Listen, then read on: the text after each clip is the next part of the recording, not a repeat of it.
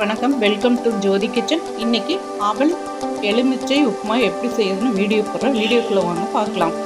இது ரொம்ப ஈஸி தான். பாருங்கள், லேசான அவல் தான் நான் வாங்கியிருக்கேன். கெட்டி அவல்னால் ஒரு 10 நிமிஷமாவது ஊறணும். கடைசிக்கு ஒரு 5 நிமிஷம் ஊறினா கூட போதும்.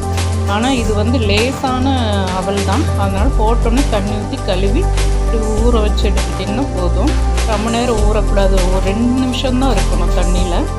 இப்போ பாருங்கள், வாணலி அடுப்பில் வச்சாச்சு, எண்ணெய் ஊற்றியாச்சு. கடுகு, கருவேப்பிலை போட்டுக்கோங்க, வெங்காயம் போட்டுக்கோங்க,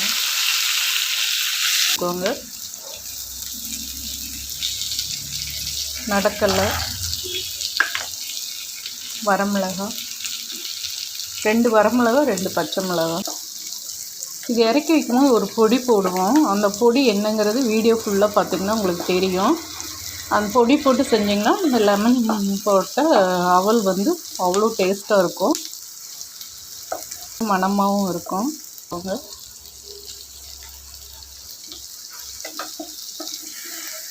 நல்லா வதங்கட்டும். பாருங்கள், உப்பு போட்டுக்கோங்க. அவல்லையும் உப்பு போட்டு பிசைஞ்சு எடுத்துக்கோங்க. இப்போ பாருங்கள், நல்லா வதங்கிடுச்சு. இப்போது அவல் அதில் கொட்டலாம். நல்லா கலக்கிடுங்க. பாருங்கள், உப்புமா ரெடி ஆயிடுச்சு.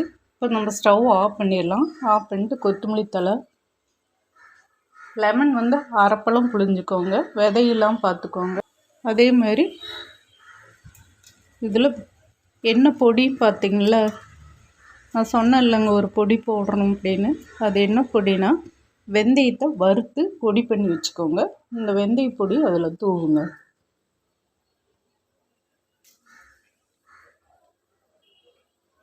நல்லா கலக்கி விடுங்க. பாருங்கள், சூப்பரான லெமன் அவல் உப்புமா ரெடி ஆயிடுச்சு. நீங்களும் இந்த மாதிரி செஞ்சு பாருங்கள். நன்றி, வணக்கம்.